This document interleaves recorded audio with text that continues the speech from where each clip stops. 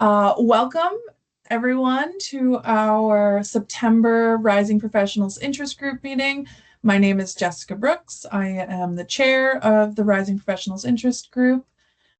Monet, if you want to go ahead and introduce yourself. Hi, everyone. I'm Monet Freeman. I'm a RISE Vice Chair. Today we have a really interesting topic on finding mentors. Before we get into that, we just have a few housekeeping. If you can go to the next slide. This is your session. We encourage interaction. Please add questions and comments to the chat. Please mute yourself during the presentation. We will have a Q&A after our presentation, and you can also raise your hand. In addition to putting questions in the chat, if you'd like to ask your question. We are recording this session, so if you don't wish to be recorded, please turn off and mute your webcam. Let's go to the next slide. Our speaker today is Matt Dickerson. He is a certified coach and founder of Coaching for Clarity. He has over 20 years in sales and management, mostly in pharmaceuticals and vaccines. And he's seen one truth again and again, that complexity holds people back. And that's why he focuses on making growth simple and practical, whether he's coaching one-on-one or speaking to a room full of leaders. He creates a safe space where you can be yourself, think clearly, and move forward faster. He's spent much of his career not just leading teams, but developing people. He's coached coaches on how to build trust and get the best from their teams. He's designed tools and training to make performance coaching straightforward and effective. He holds a bachelor's degree in political science from Purdue University and an MBA from the University of Indianapolis. He's a professional certified coach and has served as board president for the Family Promise of Greater Indy and as president of the ICF Indiana chapter. So without further ado, Matt, go ahead and kick off your presentation.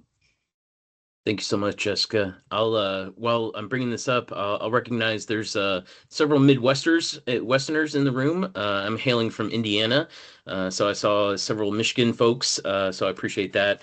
And it seems like this is a North Carolina day for me, for some reason. I was on with another group that was solely in North Carolina this morning, so I think I'm already in good company. Great to be with you all.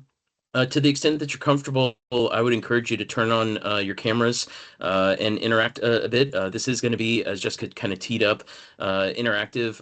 I would invite you to, interrupt me, to ask a question, either putting it in the chat or just come right off a mute and ask it. I don't mind being interrupted. I actually encourage it. Would love to hear from you all on this. So I have some information to share on what it means to seek a mentor. I also recognize that there's some people in the room that might be mentors themselves. And so I welcome both sets of folks. And oftentimes, in my experience, we're usually both, right? We're mentoring somebody. We're also being mentored by somebody because we're all on a growth plan, a growth trajectory. So I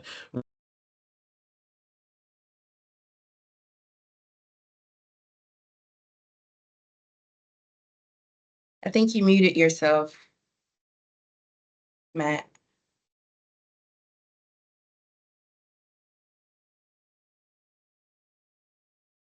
I'm not sure how I did that. You're back. That's so weird.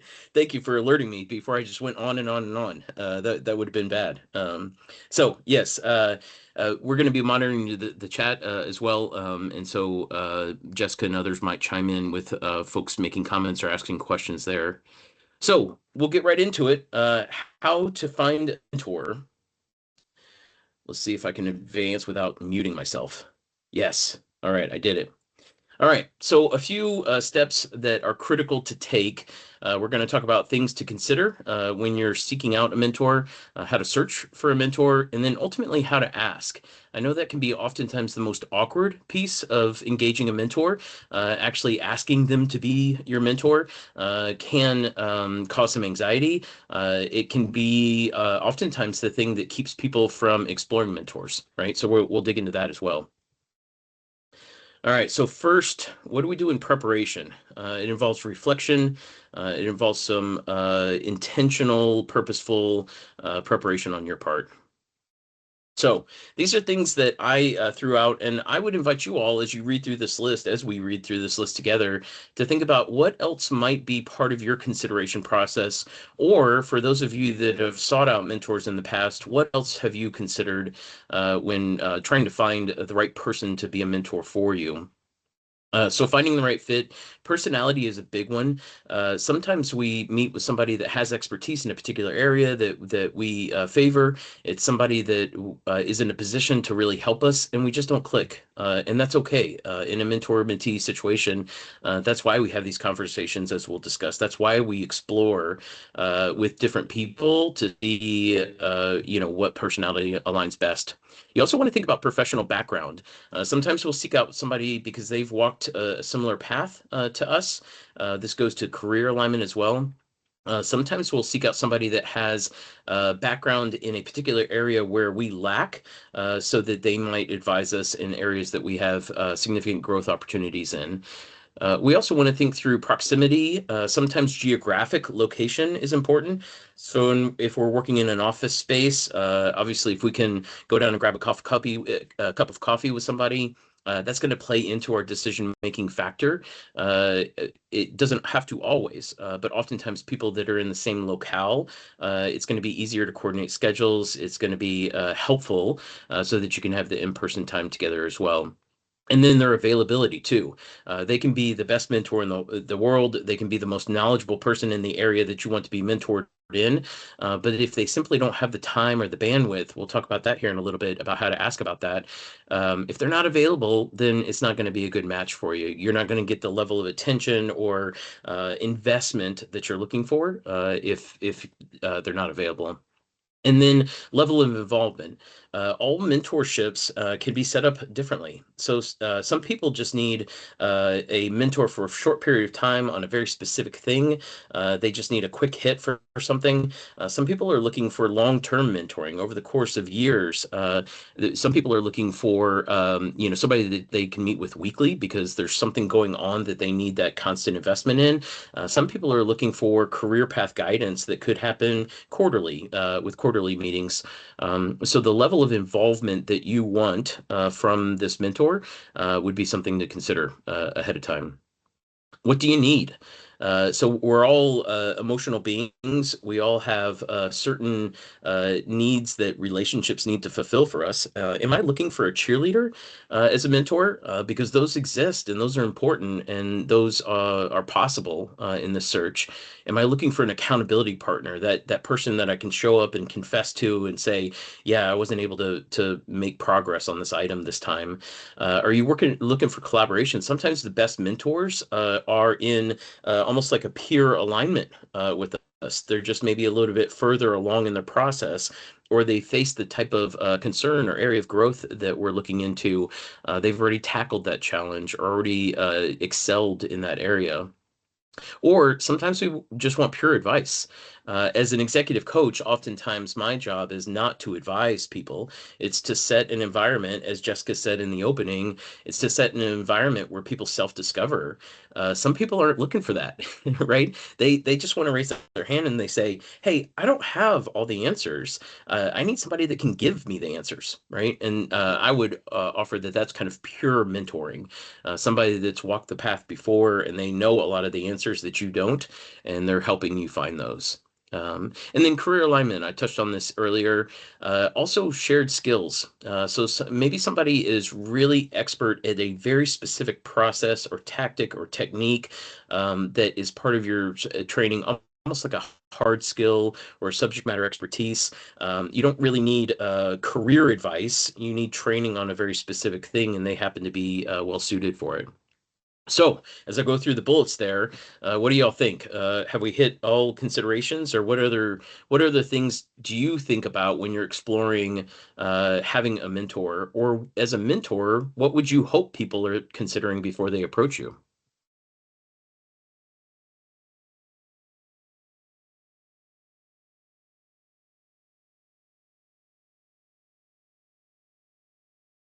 I would definitely say, and I guess it goes with accountability, but honesty, Mm, like right off the bat, because sometimes it does get a little bit complex or confusing.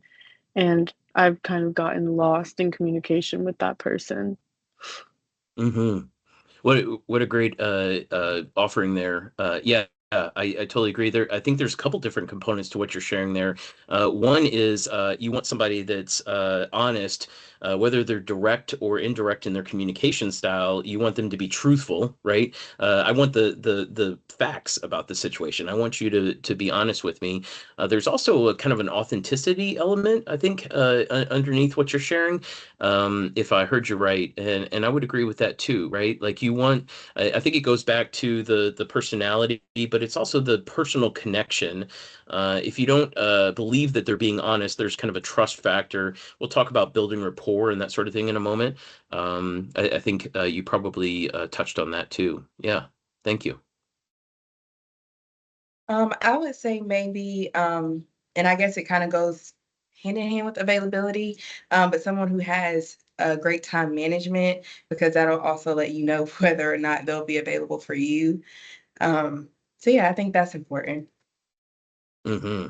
We have a comment Yeah. in the chat as well. Um, I feel like finding people that align with your philosophies, work style is maybe also important. Someone who's very focused on career advancement may not mesh well with someone focused on maintaining a work-life balance. What a great point. Yes. Yes, because they all of their advice and the guidance that they could give you could be within the context of a particular approach to their career, which doesn't align. That's a fantastic addition. Yeah. And you bring up a good point about time management. It's one thing to be available. It's also one thing to be available and scattered, or available and last minute. We'll talk about encouraging mentors to set aside time for that mentoring relationship here in a moment. That's part of that, right? If they're running from meeting to meeting to meeting and they're coming in breathless to your mentoring session, they're distracted, they're taking emails and phone calls and interruptions and that sort of thing. They don't really have the time they don't have good time management either, potentially. So yeah, you bring up a good point there. Great. So secondly, second step in this process is to start the search. So you've got all the criteria, you've got all the considerations that you want to keep in mind as you begin the search. You have a very clear idea of the type of mentor that you're looking for. Then how do you find the person? I put up a couple of ideas here. I think this sometimes is the most difficult part of the initial stage, right? We're probably pretty good if we give ourselves some time about getting clear on what we want. But then, particularly depending on our personality, I'm a very extroverted, outgoing type of person, as you might suspect. And so it's pretty easy for me to go up and strike a conversation with somebody, to reach out to somebody cold. That's pretty, natural to me. I'm not challenged by that. But I know that's not the case for everybody. And I would estimate that most people are not like that, right? Most people have a little reservation about, especially if they don't know the person well, especially if this person hierarchically is much, several levels above them. Maybe they're much farther in their career. Maybe there's a huge age gap, and that's intimidating for us. There could be all kinds of reasons that make this uncomfortable. In my experience, it's best to be introduced to somebody by somebody else. Oftentimes in the business setting, a lot of times that's your manager. So sitting down, having a conversation with your manager, sharing with him or her what you found, what you uncovered as far as your criteria, and say, hey, Mr. and Mrs. Manager, do you know anybody that fits this model? Or does anybody pop into your head when I kind of share what I'm looking for? If your manager is involved in your development, they probably already have a sense of who that might be before you get started. Sometimes peers are really good for that. Hey, I know you worked through something similar last year. Who did you work with on that? Or who would you suggest for me to reach out to? Oftentimes HR representatives are super tapped into who's open to being a mentor, who's open to being mentored. They have a lot of those connections kind of in their Rolodex, and sometimes just engaging them can be helpful. I think social media connections are important. Some companies have matching programs. I'm curious, is anybody on the call a part of an organization that has a matching program? Jessica is. I saw that hand. Yeah.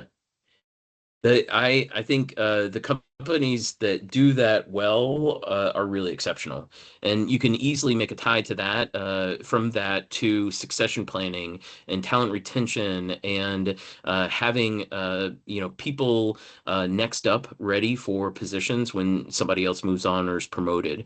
I think there's clear correlation between those two. Cold outreach might be the toughest, right?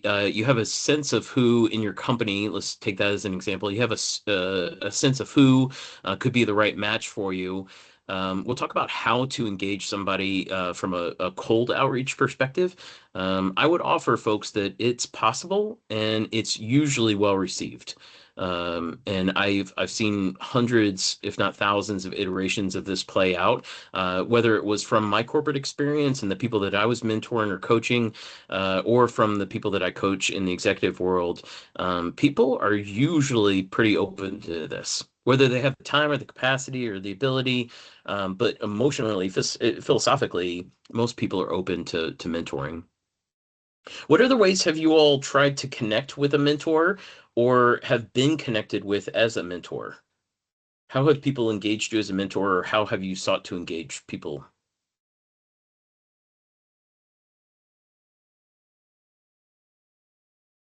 Personally, I've always made sure to go to networking events or since still being in school, I've really gone to professors that I've enjoyed and had similar interests with and kind of seen what they're a Mm, part of or who they know. absolutely.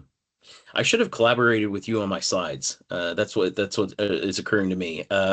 We could add networking to that list. Absolutely, networking events are excellent for meeting new people, and uh, another thing to consider in that is that people go to networking events expecting to network, right? Whether they're super game for that, whether it really pumps them up to be there, or they're doing it somewhat anxiously or reluctantly. They know that the purpose of that event is to meet other people, and so that's a great way. The other benefit to that is you have kind of micro introductions where you have for a short period of time you can test chemistry, trust, rapport, that sort of thing. I think that was a great choice. Professors, if for those of you all that are on this call that are still in school, professors can be excellent connectors for you. Obviously, they serve a mentoring role oftentimes too.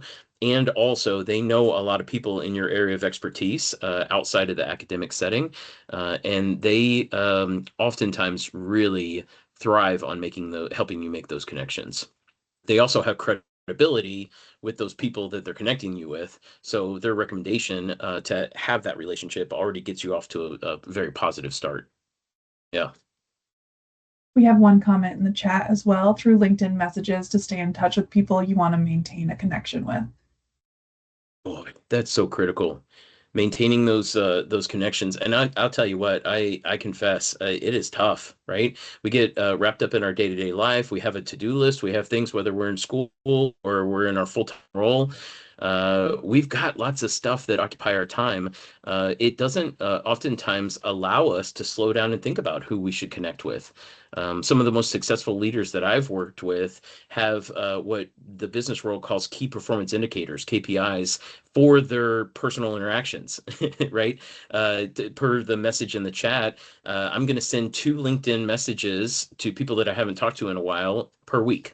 Right. And they hold themselves accountable to that tactic for the very purpose of you don't know when those connections are going to benefit you in some, professional way or tangible way. It's also just part of being a good connector and communicator and collaborator.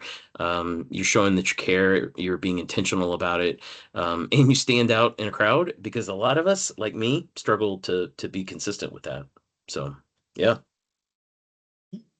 So we have another one in the chat as well, mentioning how AATCC conferences and committee meetings are full of potential mentors. Mm, yes. Yeah, I saw a big smile come up from you. I was wondering what what prompted the smile. Yeah, I mean that's probably a big reason why you're a part of this group, right? Why you show up to these events. why this organization is so important to you, because it's built-in mentors, it's built-in contacts. And simply by showing up, people are kind of expressing that they want to be a part of that community. They want to be helpful to each other. Yeah, that's definitely the sense I get from this specific organization in the short time that I've known you all. That's great. All right. So I made the distinction here. This isn't asking them to be a mentor. So if you don't take anything else away from this presentation, I hope there's a lot that you take away from this discussion that we're having. But if you don't take anything else, please hear me in that one tactic you should not use is asking somebody to be a mentor first. Right? Hey, Jessica, I love your work. I would love for you to mentor me. That's not how this works. 99 times out of 100, that is not going to lead to a promising outcome for you. So I'd be flattered though. and I think I'd have a lot to learn from you, honestly. That's why I used you as an example. And also, that's where people kind of tend to recoil, right? They're unsure of your motivations. They're not sure if the trust and rapport is there for them. You haven't gone through the steps to kind of earn the right to ask for that. So we're going to talk about how to earn the right to ask for a mentor. All right. So what should you do before you approach a potential mentor? I might offer too that this is probably not something that you just do for one person. You're probably looking at a couple of different people that you think might be able to help you out. And you're going through some of this preparation prior to reaching out to any of them. So researching the person, that's invaluable. And you're probably thinking, well, yeah, obviously I'd like look them up on LinkedIn and maybe on internal website if they're part of my organization. But how often do we do that when we just want to grab somebody really quick, or we have an idea that we want to connect with them on?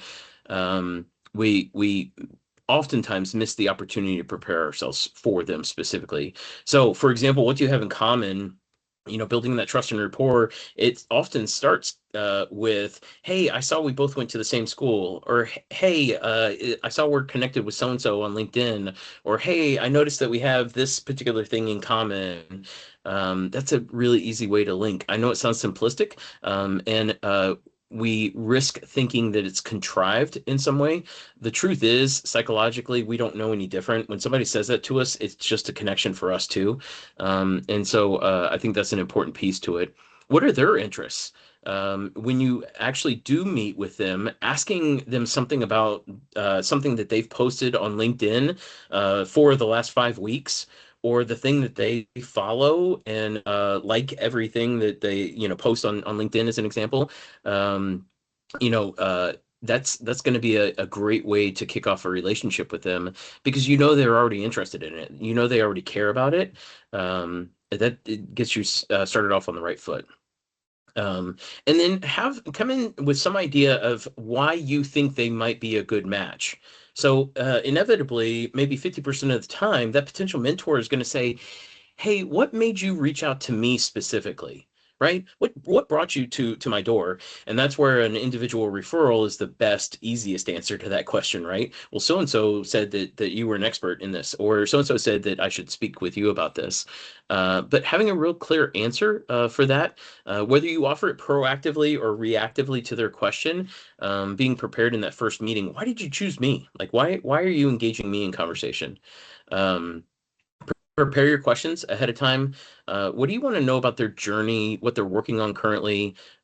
What do you think they would want to be asked? So sometimes if we do a little bit of research on them, this kind of goes back to their interests and what they're focused on, what has their attention at the moment.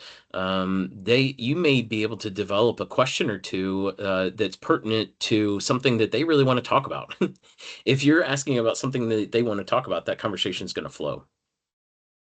And then being ready, gathering your notes, bringing note-taking material with you, carving out time before and after. I think this one is an easily missed one, because oftentimes particularly if you hit it off with this person, you schedule 30 minutes and all of a sudden you're at minute 29 and the conversation is going great. You're really absorbing, you really get a feeling that this could be a great relationship. And then you realize that you scheduled something for the half hour too, right? And, oh, I'm sorry, I've got to cut this off, or that sort of thing.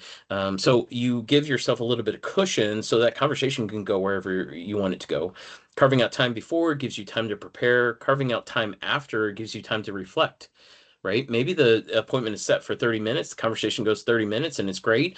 And also that person gave you some things to think about. Look at your notes, make some additional notes based on what you heard. Give yourself some time to, kind of resolve that interaction. And then prioritizing your most important questions. So you've got that middle bucket, right? Preparing your questions. Sometimes we prepare a whole bunch of questions. But when we get there, we want to ask the ones that we really want the answers to, that we really think are going to produce a successful conversation. So make sure that you're identifying the 2 or 3 that, really, if you left with no other answers, if we could discuss these 2 or 3 things, that would be fantastic. What else do you think you might do to prepare for the conversation? This is before you've, ever met with the person.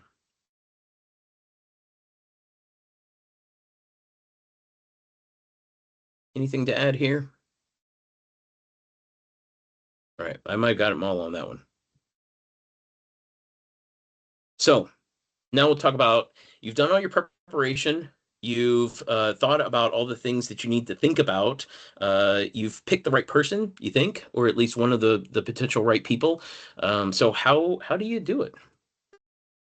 So these are a couple that I jotted down. This slide in particular, I would love audience thoughts, because I'm pretty confident that I didn't get every single item in these 2 lists.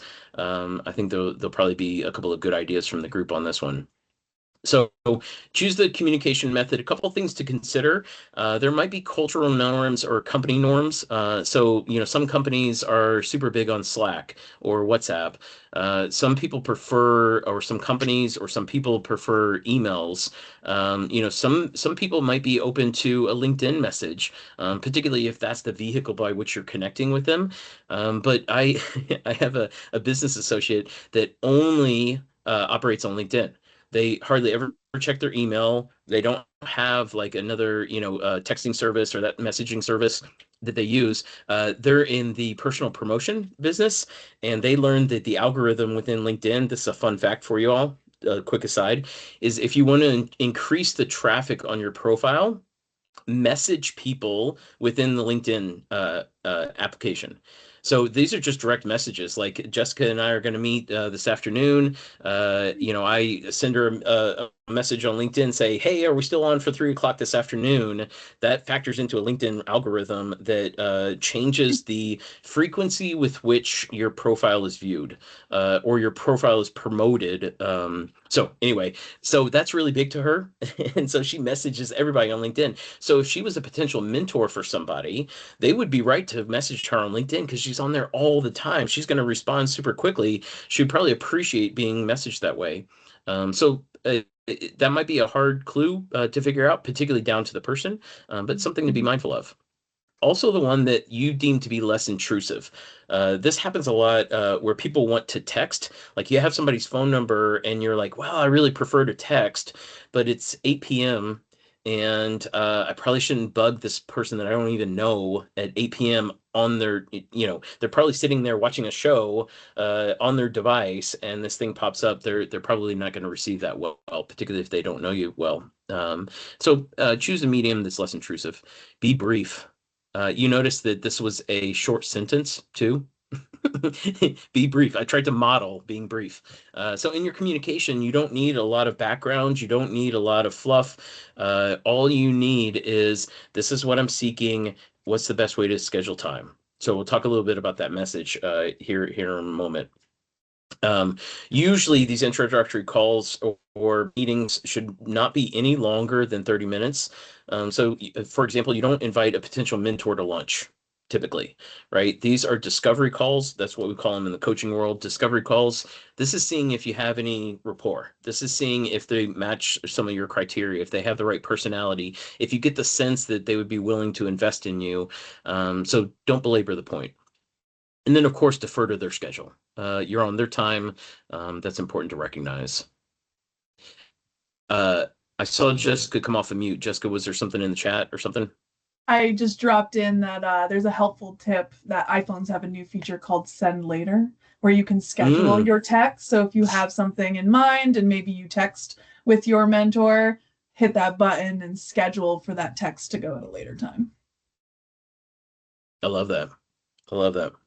I'll do that oftentimes with emails. Back when I was managing people, it would be often that I'd be working at 8, 9, 10 o'clock at night.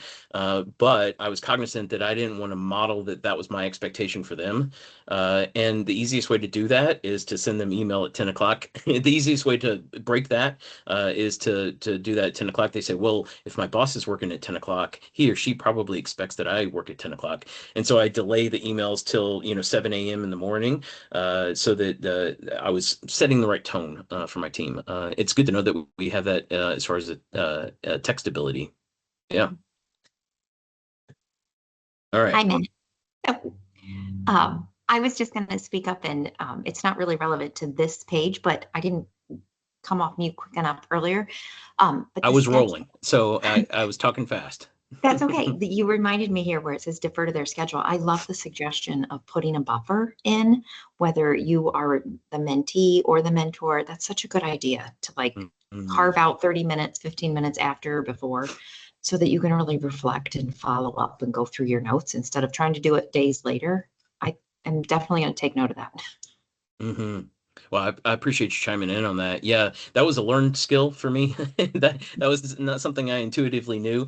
And actually, in my coach training back 6 years ago, that was one of their primary things of encouragement, just from a structural perspective, is always and so I use Calendly for people can use my Calendly link to schedule with me, and I make sure that Calendly is set up to give me those buffers too, particularly for coaching engagements, because I want to make sure that I'm taking time beforehand to get fully present, to be fully there for that client. I want them to feel that they're the only ones that I'm worried about, thinking about in that moment, and that can't happen in a flipping over from another call perspective.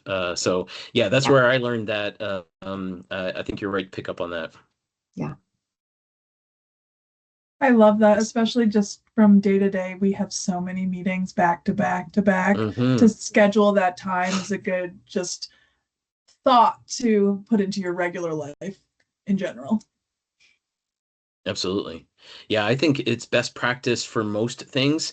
You also bring up a good point, Jessica, that sometimes it's just not possible, right? Oftentimes we report to, people, peers have expectations of us, stakeholders expect us to be in certain places at certain times. There's only a certain number of hours in the day. And so I do recognize too that sometimes that's a luxury we can't afford. I might offer in these kinds of coaching and mentoring spaces, it's particularly important. Right. And so there might be meetings that you can jump from meeting to meeting to meeting and be okay. But sometimes when you're investing this wholeheartedly and intentionally in somebody else or being invested into, you really owe yourself that buffer. Yeah. That spurred a great discussion. Thank you. It's never too late to bring up a good point. And I feel like on the how to engage, sorry, before you move on. No, you're good. What I feel like possibly could be helpful, especially if you've maybe done some of your research beforehand. I know a lot of times in the textile industry, we have conventions or we have trade shows. I feel like if you've done your research, you have their contact information, it wouldn't hurt to reach out to them to possibly meet up with them during the trade show, set some time aside just to kind of have a brief conversation with them. And then you never know, during the networking events, during drinks or something like that, you may be able to talk more with them if they're interested. That's a fantastic point. We back in the industry that I was in for almost 20 years, we would have pretty regular week-long meetings where we'd all gather as a sales force, all the executives, all the individual sales reps. So there'd be about 800 of us in the same room all at the same time, three times a year. And I worked with so many people, either from a mentoring or I was their manager perspective. All right, how can you maximize that time? I mean, we're spread out all over the country, but you're actually going to be in person with a bunch of people that could be critical to your career. They could be possible mentors for you.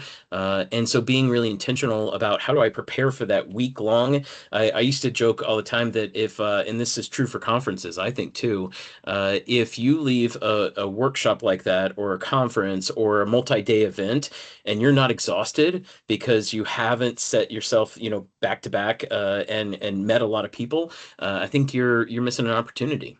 Right. Those are great times.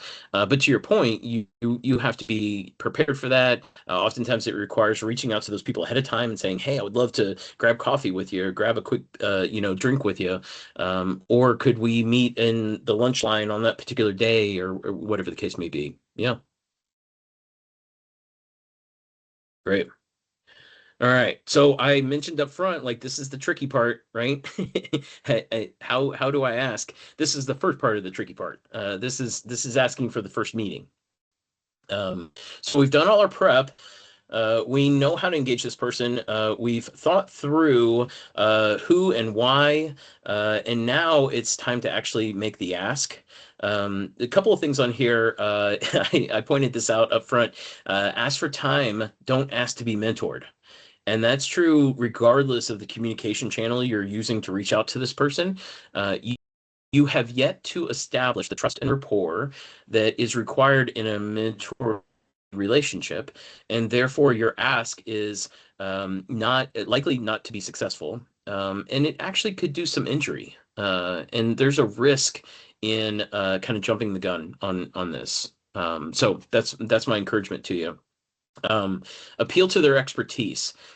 So I'm reaching out to you because you're an expert in this. I'm reaching out to you because I heard you were really skilled at this particular thing. I'm reaching out to you because you're in a role that I want to be in down the road, 5 to 10 years. Appeal to the things that they've already accomplished, the skills that they've already acquired, the successes that they've already had. Appeal to that in your opening remark. And you don't have to be super gratuitous about this. This doesn't have to be a big paragraph about how great the person is, right? You're just giving the reason up front, and it's also a compliment. And people appreciate that they're being recognized as an expert in that field or really skilled at that particular thing. And if you've done your homework, you're probably right about that too. That might be a leading indicator for that person. That might be a thing that they thrive on or strive to be the best at. So you're already catching their attention.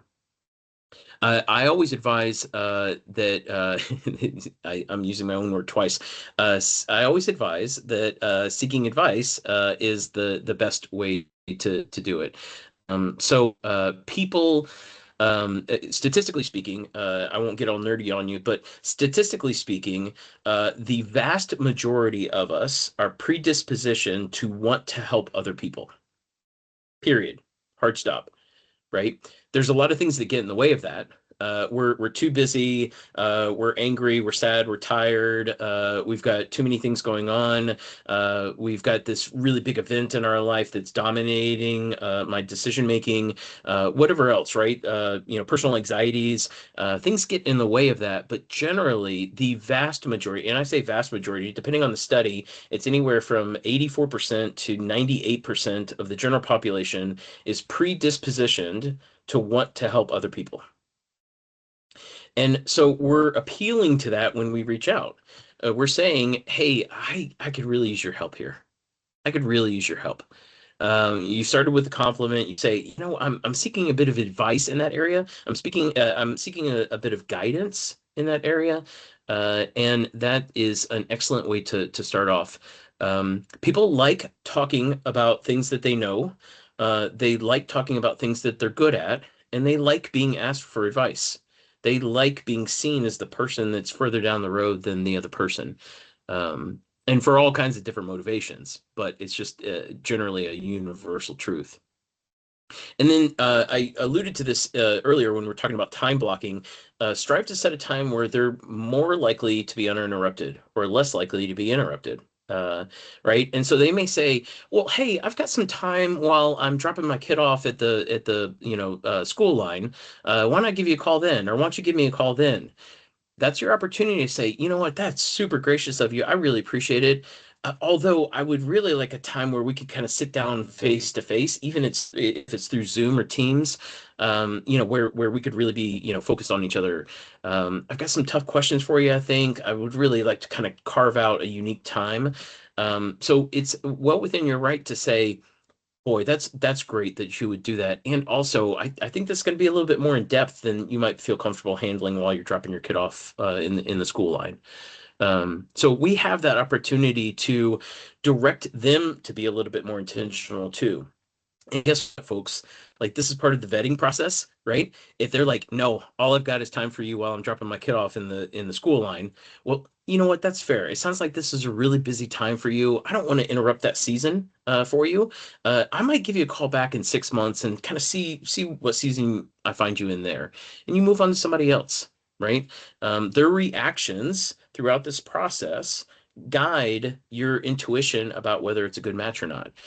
And guess what? They're doing the same thing, right? If you show up to the call and you're on your way to the grocery store, you're demonstrating that you're not taking this seriously, right? You're not being intentional. You're not purposely carving out time. It works the other way too. Yeah. And what are the thoughts you have about how to ask? Or on this one, I would welcome you all challenging me. Like, hey, Matt, I see what you're saying there, but this is my struggle with that. Or I get what you're saying. I just don't think that works in my environment for either of these columns.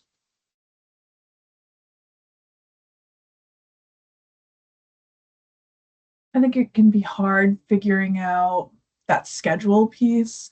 Uh, Sometimes people think that they may have more time than they do. So I think dealing with that of, okay, they've said yes, but maybe they really don't have enough time, I think is something that I've dealt with in the past. So kind of vetting that out can be difficult, right? Figuring out, do they really have enough time? I would also Absolutely. say to support that, the idea of I want this person to be my mentor. It's almost like they have something I want. So kind of again, agreeing, I tend to do this, agreeing to too much or signing up for too much and then realizing. But I think it's tricky in the sense of I'm almost willing to bend over backwards to get this thing that I want, finding that good borderline. Yeah, that's fair. They have the thing that you want, is what I heard you say there, and you bring up a good point. And I would offer that for that reason, these aren't hard and fast rules, right? These are things to consider. Maybe the only time you can grab that person is when they're on their way to the grocery store, but you're willing to work through that because you want the opportunity to speak with that person so bad, and ultimately you think it might work out, right? In a way that you're willing to make that sacrifice. So these don't have to be black and white. You bring up a good point. There's a positional power dynamic there at play that's important to remember too. And also, some of this is setting boundaries for ourselves, right? Oftentimes, these seeking out of mentors is extra time for us. It means that we're working later if we're seeking these mentors' advice. It means that we're doing that report that we have to do. We're doing that at night because weren't able to fit it in because we met with that person over the 30-minute break that we had, right? And so we are right to be cognizant of boundaries in this process too, so that we don't get pushed to extraordinary asks that end up impacting us negatively when we're trying to seek something positive.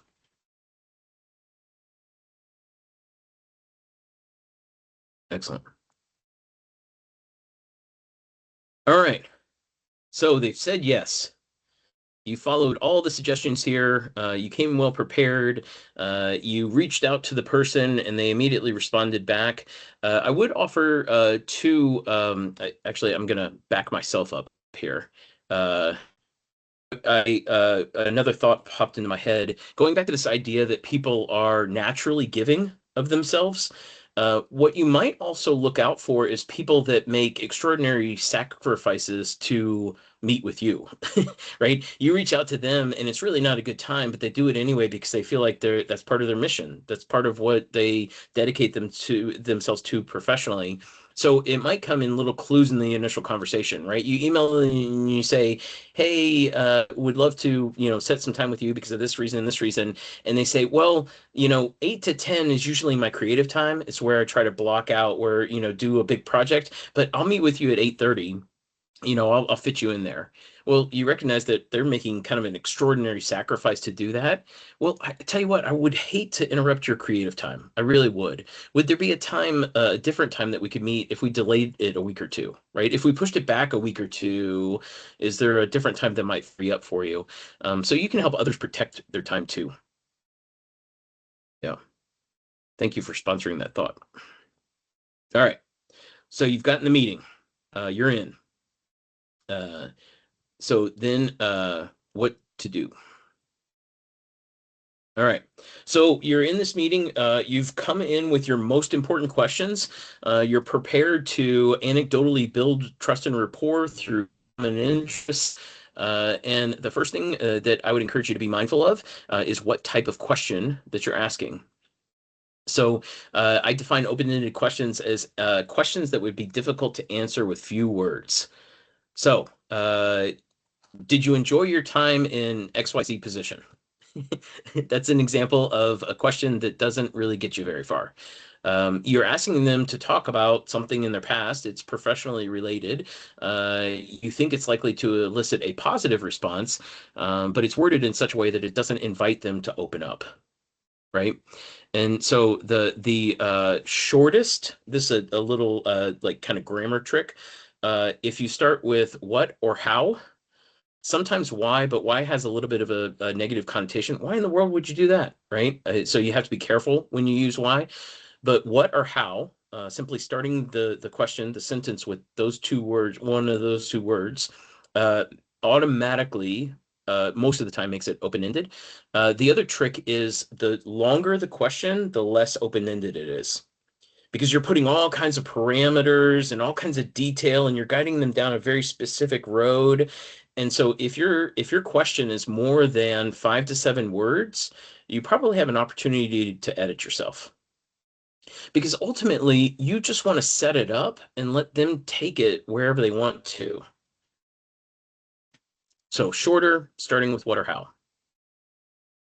Listening and being fully present. So I'm a big fan. So I'm with you all right now.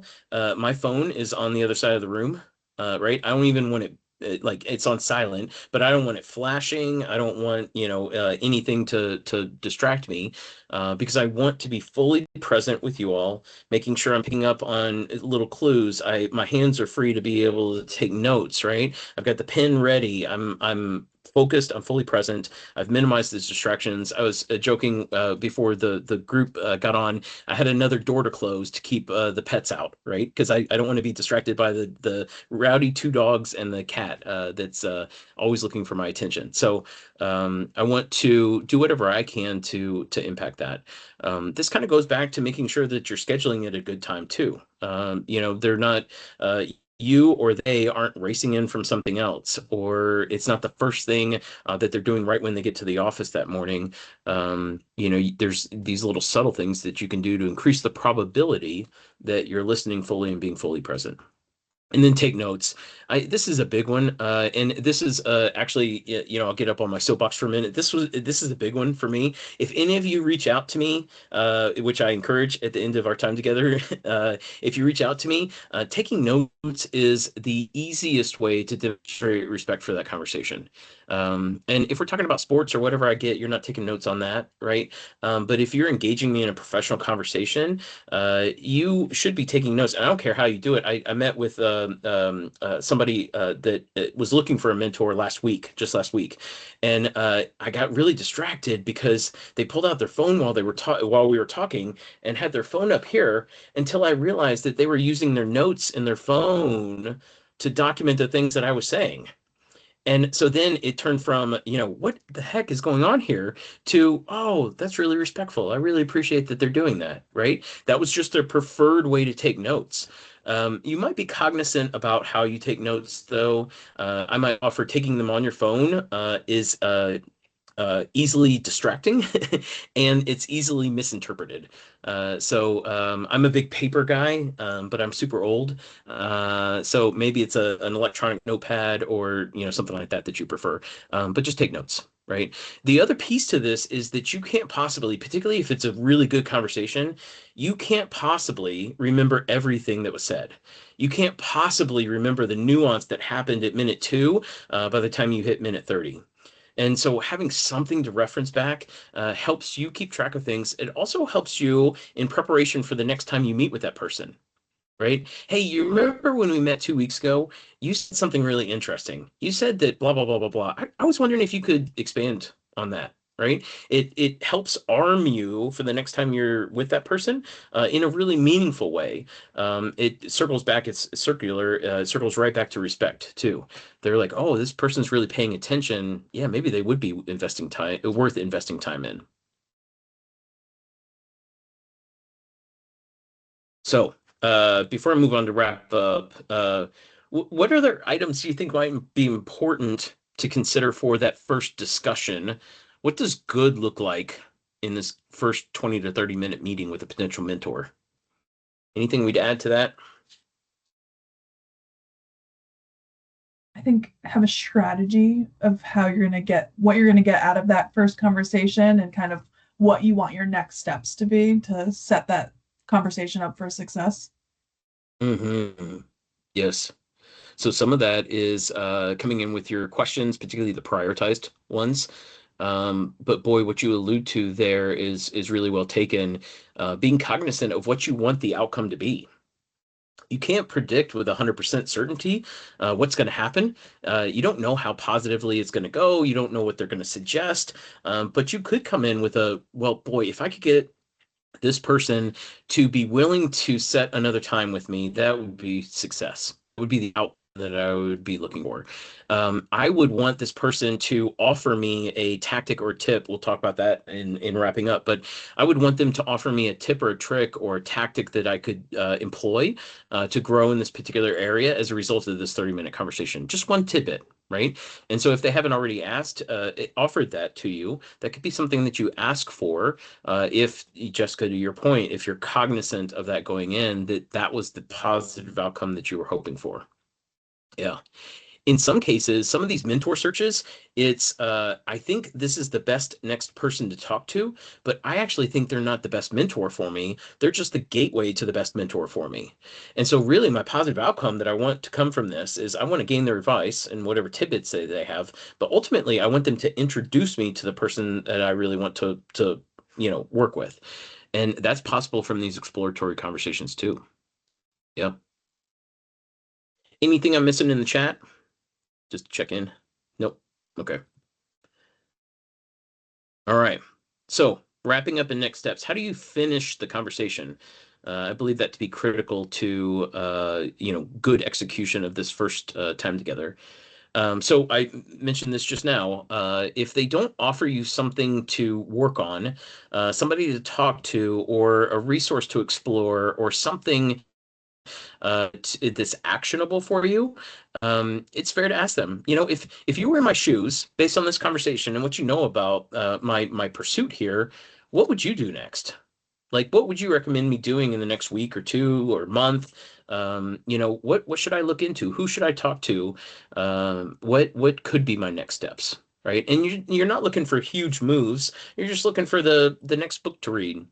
or the next person to talk to, or the next resource that's particularly within companies. Companies have lots of resources that you might not even know exist, but this person would, right? So asking for that if they don't give it to you proactively. A follow-up note, did you know that handwritten thank you notes are making a big comeback? That is hot off the presses. And I agree. I have gotten several handwritten notes from people that I've networked with or run into or that sort of thing just in the last month. And I can tell you, I have a section over here in my office where I keep all of those thank you notes because it really means something to me. They've scribbled it out. I can see how messy their handwriting is. They've signed it. They've had some sort of personal thing from our conversation. I so enjoyed discussing this with you. Or I love that we both have doodles, or something that makes it personal to me. And I think it's really great. So a couple of months ago, I broke down and bought really nice thank you notes and have started doing that again. But a follow-up note, particularly in the corporate world, could just be a quick email. Hey, thanks for the time today. I really got a lot out of it. One tip or trick on this is include very briefly one thing that you learned from the conversation or one thing that really resonated with you, right? What was the one tidbit that was most monumental in that conversation? Boy, that idea that you had about X, like that was really impactful. Thank you for sharing that. Or the one idea that I hadn't even thought of was this. I'm so glad that you brought that up, right? So a note of thanks with a little personalization and a tidbit that you took away from the conversation. And then this is the step that I think a lot of people miss. And this, I'll give you a spoiler alert. This leads to a healthy transition to mentorship, right? You iterate the thing that they recommended. You do the thing that they told you to do. What this does is it gives you something to learn from. It demonstrates that you took that conversation seriously, right? It also gives you a reason to get back with that person, to follow up with that person. Hey, I tried that thing, right? And so this is really tactically, kind of strategically important. Get the thing that they recommend and then do it. And if you in the moment we'll back up to this first bullet here. If they provide you something that you don't think is actionable, let's say you get to minute 29 in the conversation and they've given you a whole bunch of stuff to do or to try or whatever else, but for budgeting reasons or time crunches or location challenges or whatever else, yeah, you should fly to Europe and you should do this thing. Well, okay, I'd love to do that. I'll save up for the next year and try to do that. In the meantime, is there something smaller that would give me exposure to that, just in a microcosm that might be helpful? You have an opportunity to increase the probability of you doing the thing by having them share something that's actually doable, right? So pursuing the recommended resources, trying the tactic, talking to the next person, do whatever that thing is, and then follow back up with them. Hey, you know what? I tried that thing that you told me. Shoot them an email, or maybe you schedule another call with them, right? Like, hey, I tried that thing and I had an update for you. I think it's really exciting. Would you mind? Could you spare another 20 minutes so I could share what happened? Right? It puts you back in front of them. You're demonstrating that you're taking the conversation seriously. You're building trust and rapport, and it offers you another platform to get more wisdom, to get more advice, to get more guidance, to get further down the road of mentoring before you even know you're walking down the road. Any questions here? So I have one. So I know that we're going into this, of course, with a positive mindset that this will end up working out. They can be your mentor. But have you ever come across any situations where people kind of leave the meeting not really sure? I don't know, maybe if that's because they didn't have enough time to sit down with them. But they just kind of need maybe a second meeting to kind of feel out the person and see if they actually click. Have you seen that a lot? Is that something Absolutely. that happens often? Yeah. What a great Okay. question, Monet. Thank you for that. Yes, it is rare. I'll say it is rare to find your mentor and achieve that designation from a first meeting. I would offer that it usually takes 3 to 5 meetings or 3 to 5 interactions with somebody, at least. And we'll talk about that process here in a minute, how that's iterative in and of itself. But it's going to take some time for both of you to feel out how much time do you want to invest in this relationship? How much value, reciprocal value, do you think you can gain from this? It is rare that that would happen after one meeting. I personally don't know that I've ever seen it happen. I'm sure there's some examples where you just instantly hit it off and you're like, oh my gosh, would you mentor me? I just need your help. And you know that's a safe question because of the way that the meeting has gone. But I haven't personally experienced it. I've never coached anybody that's experienced it that way. Yeah, I feel like that probably is more so that happens like if there's somebody that you work with, or somebody that you're familiar with, probably. So yeah, Mhm. yeah, makes sense. Absolutely. All right. So, how to be mentored. This gets in to a little bit of this um, practices that you can implement that make you a good mentee or increase the experience for you as a mentee. But before we get into that, we have to formally ask for them to be a mentor. So we'll close here with a couple of slides on how to ask them to be a mentor. Like, how does that process go? What are the words that we can use? And then we'll have an opportunity to open it up for more questions. Anything else that's kind of burning in your mind about this process. So I'll offer mentoring relationships usually form organically. And Monet, unwittingly, you actually gave me the perfect bridge into this slide because it is usually it happens over a period of time. So through the process of asking for guidance, for giving feedback, for following up with somebody, cadence could just naturally emerge. Maybe somebody just says, "Hey, you want to meet every week and to discuss this thing, or would you be open to meeting once a month and seeing what we could accomplish together?"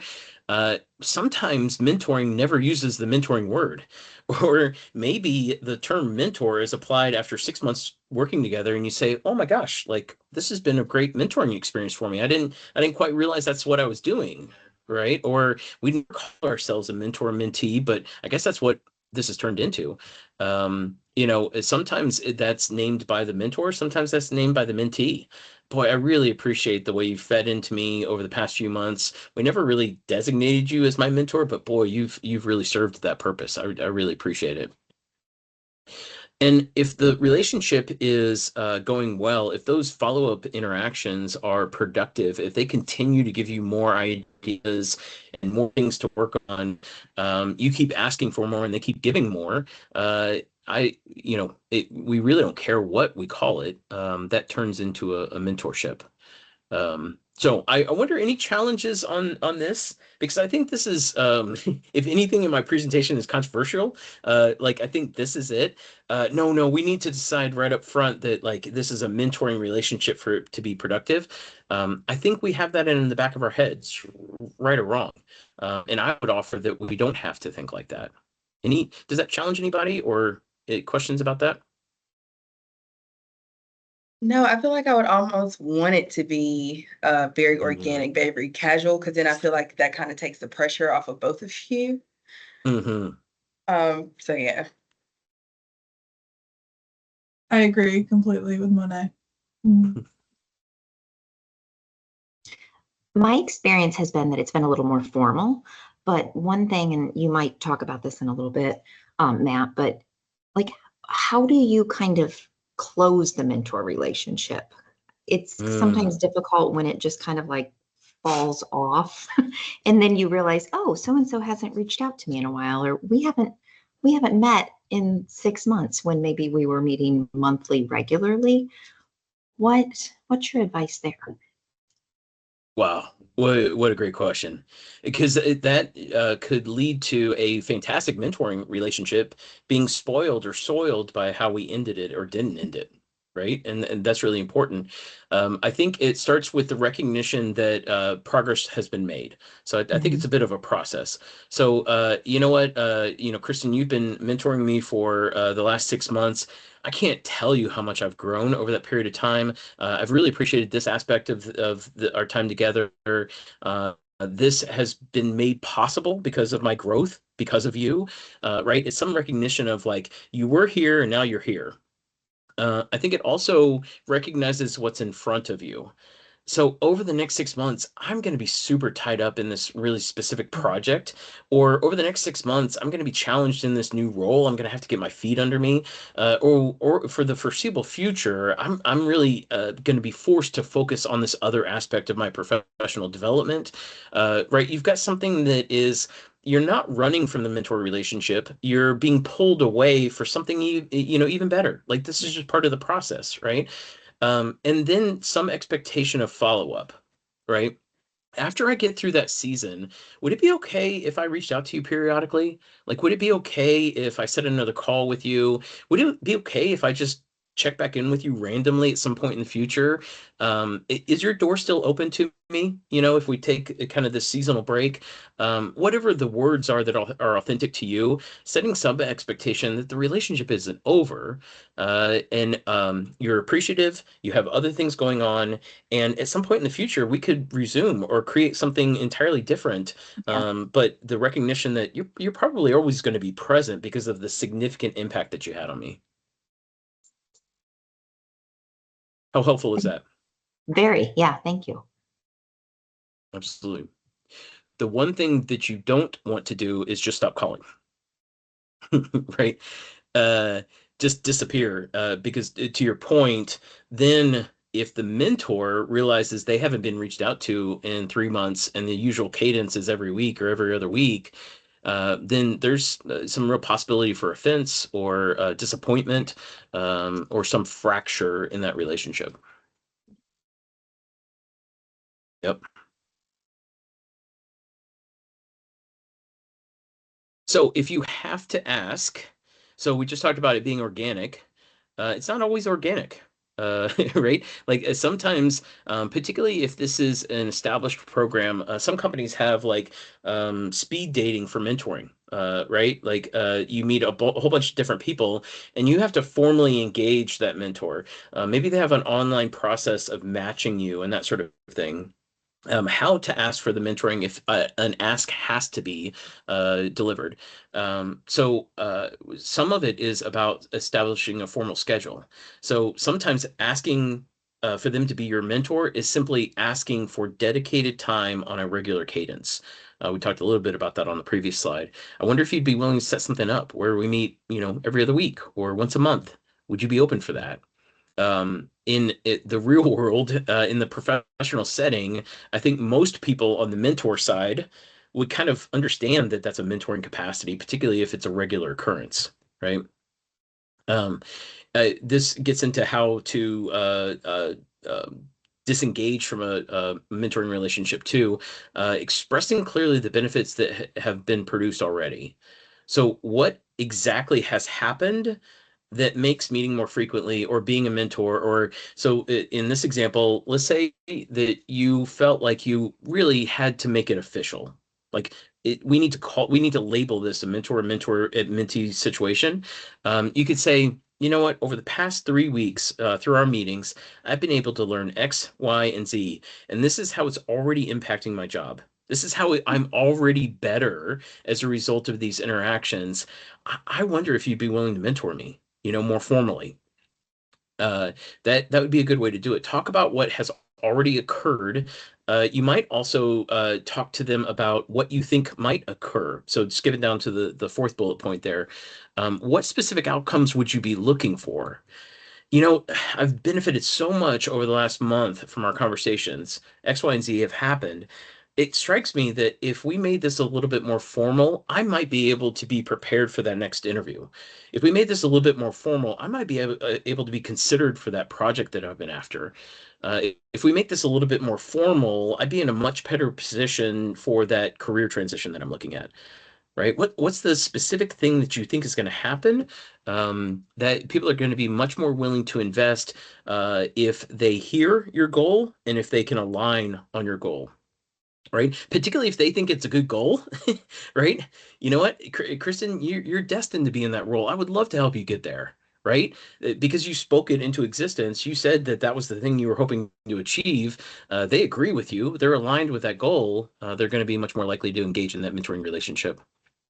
And then ask them, right? Like, I would love to work with you more. I would love for you to mentor me more formally, but I got to ask, like, do you have the capacity for that? Do you have the bandwidth to take that on? Do you have an extra hour a month that you could dedicate to me? Because I tell you what, if you don't, I won't be offended. Right? That's a very empathetic way to enter into a mentoring relationship, right? I understand if you can't keep up this cadence. I understand we've met every week for the last 4 weeks. I understand if that isn't sustainable for you. What is possible for you? What do you have the time and energy? What do you have the capacity for? So just asking them. Uh, Another fun fact, from a personality perspective, depending on the philosophy or the curriculum, about 60 to 65% of the population leads with some sort of mechanism of empathy. Right. So of the, you've seen a lot of the quadrant models of personality styles. The empathetic, the quiet, the individually driven, the introverted person makes up about 60% of our population, in greater proportions in like Asian countries and that sort of thing. But in the US, it's closer to 60. And so if you're erring on the side of empathetic speak in any relationship that's not well known, you're probably putting yourself in a good position to be received well. So just a little aside.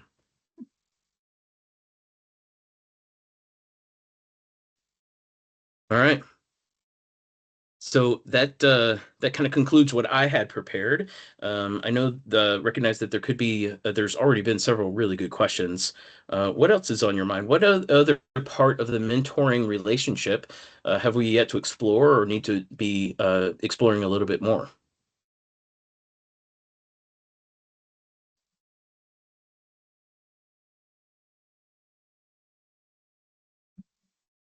I would love to ask a question. I would say, how do you balance advice when different mentors give you different perspectives? So you have maybe two different mentors. You've received advice on two different paths that you could take.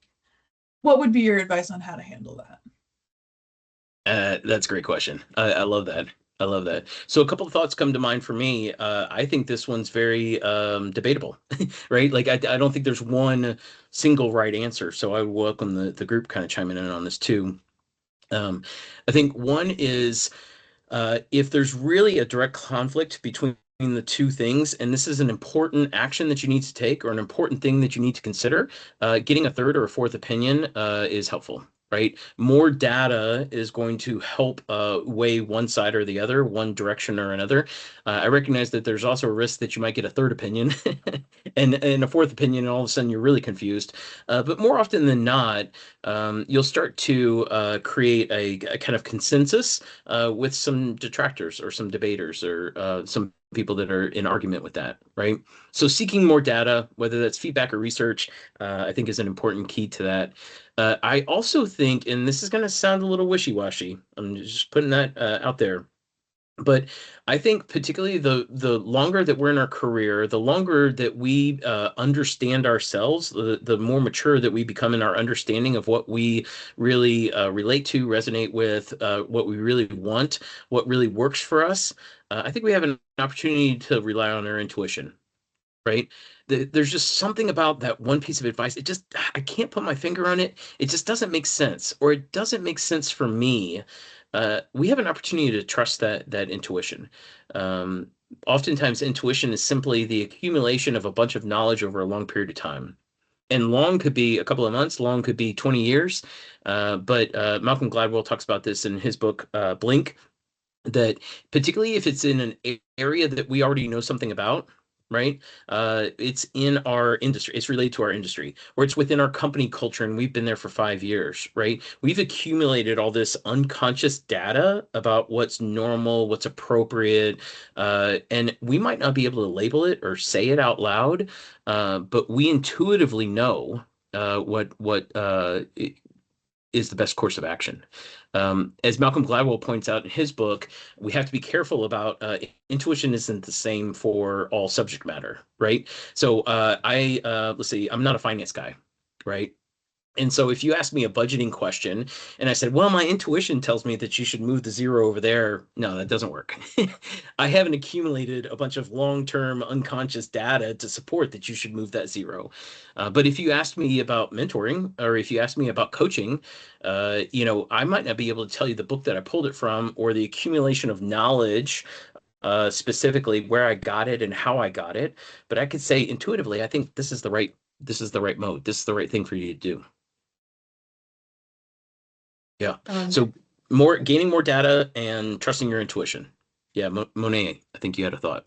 Nope, we had one in the chat. They wanted to know any feedback, insight regarding group mentoring. That's a good question too. So it's all the rage in the coaching world, to have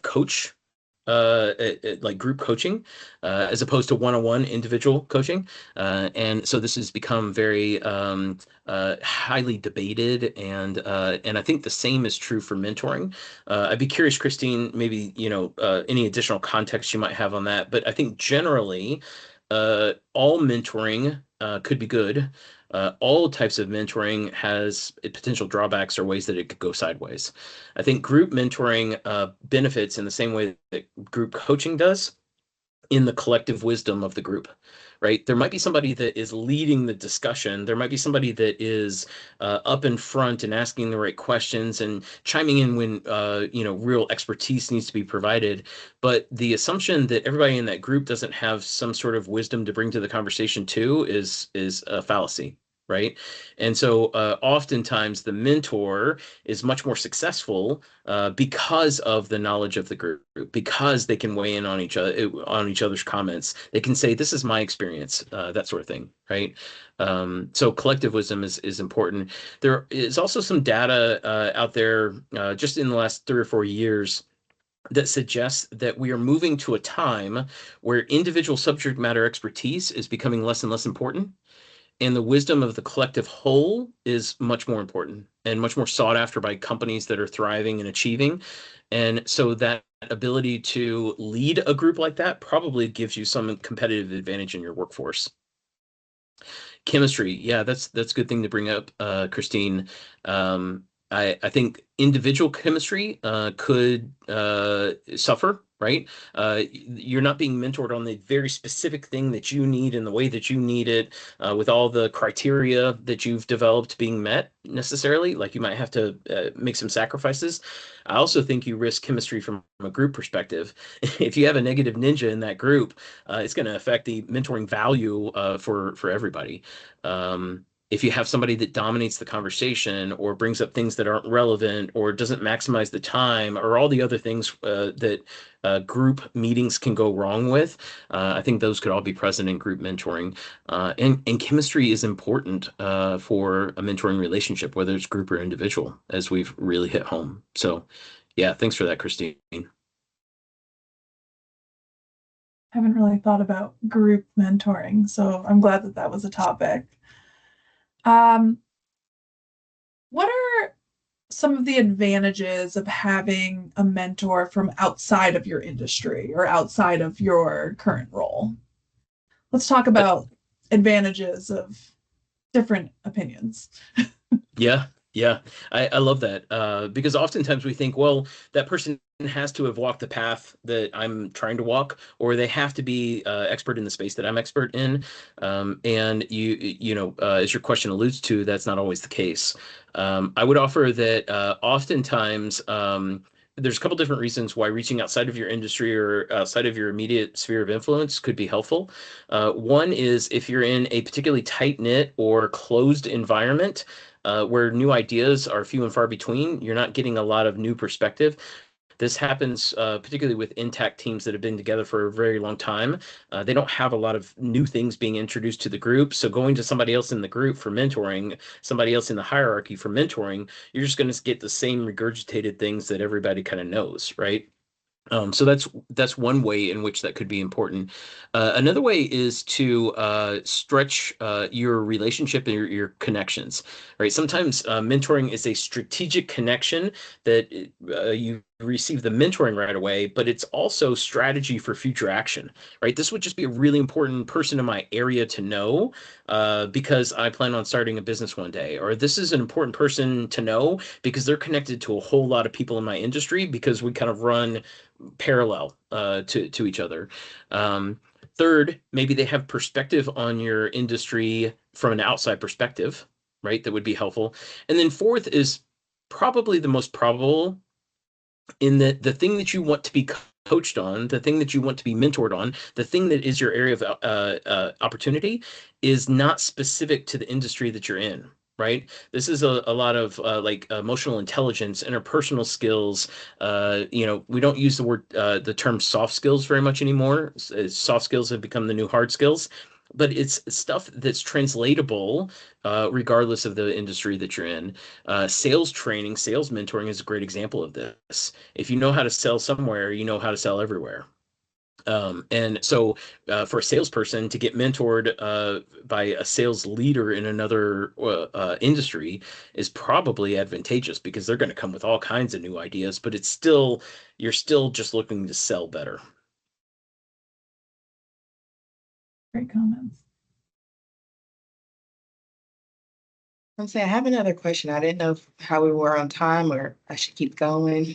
I say let's do at least one more question and then we can run into kind of wrapping up. Okay. All right. Well, this one is basically once you have the mentor, how do you bring value to your mentor so the relationship feels mutually beneficial? I love that one. And as I answer, I'll bring the slides back up because it has my contact information on it. You muted yourself too, just in case. You're muted, Matt. For some reason, when you bring up those slides, it's like a double. So weird. Yeah. Can you tell I'm a Zoom guy? Yeah, I think you're seeing it. So a great question, Monet. I think the easiest way is to ask them. Right? You have this work together has been so beneficial for me. You've given me so much. I wonder how I could make this reciprocal. Like what value could I bring to you because you've done so much for me?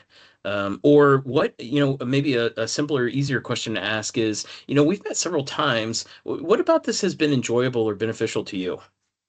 Right? Kind of looking back. So there's the forward asking question. There's the looking back question. I think this could be another place where you could do a little bit of research, right? You could ask around about things that they're working on. You could look for context clues in the things that they offer. I'm struggling with this coworker, but that's beside the point. We want to talk about this. Hey, you mentioned that coworker. I just taking a stab. Is there any way that I might be able to help out with that relationship? Is there anything that I could do to pave the way? Or they say, I'm having trouble getting this thing pushed through, or, whatever. Context clues may give you opportunities too. I'd also be cognizant that if they are engaged in the process, they might not even be able to name why they enjoy it so much, why they're getting so much out of it. And so I'd also be cognizant that sometimes they don't know. And that it's mutually beneficial simply because they keep showing up. They're happy to be there. They're excited to be there. They're enthusiastic about the progress that you're making.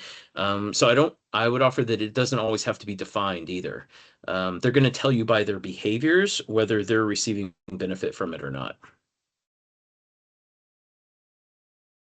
That's really good Thank you. advice. I don't know about anybody else, but I have learned a lot in this talk. I'm glad that this is recorded because I'm definitely going to go back and re-listen to a few of the different parts that you brought up. Definitely need to rethink some of the things that I've had in my head around mentoring. So I really appreciate you taking the time to speak with us today. Shania, if you can pop up our slides. Also, before I do that, actually, please connect with Matt on LinkedIn. He shared his information there. I'll also, we tagged you in the AATCC post on LinkedIn as well. So if you're connected with me or Monet or with AATCC, you'll also be able to connect with Matt through the post. In terms of mentors, we do have a few different events and things coming up. So for our AATCC Foundation, our research support grant application deadline is October 1st. That is knocking on the door. So go ahead and finish that up if you are still working on it. We do have some upcoming membership events. We have an event with our group next month. Future-proofing your career, career fit, and career planning. So switching from mentoring, but maybe something you can talk to your mentor about. And then we also have Fabricating the Future, AATCC and SEAM's annual conference in Savannah in October as well. I'm attending. I hope to see many of you there. It's our big in-person event, so looking forward to meeting and networking. That's also a great opportunity for you to find mentors. We have Inspired Innovations in Textile Printing Conference. It's going to be in Raleigh, November 5th to the 6th. I believe we got an email today to register and register quickly. So make sure that you register for that if you're interested in attending. As always, we have a wonderful group of AATC staff who are ready and willing to talk to you about all of your needs. So if you have questions, please contact staff. We have information on how to contact them on here, but also on our website at aatcc.org. Thank you again. I hope that you got as much out of this as I did. Matt, thank you again. It's been really nice meeting you and connecting with you. And I look forward to doing maybe some future events. Yes, thank you. Great. This was great. It was great to be with you all. Thank you for such a rich discussion. This was fantastic. Lots of fun on my side. So thank you. All right. And with that, everyone enjoy your afternoon, evening, and hope to see you in Savannah. Thank Thanks you. all. Thank you. Thank you, Take Matt. care. Thanks, everyone.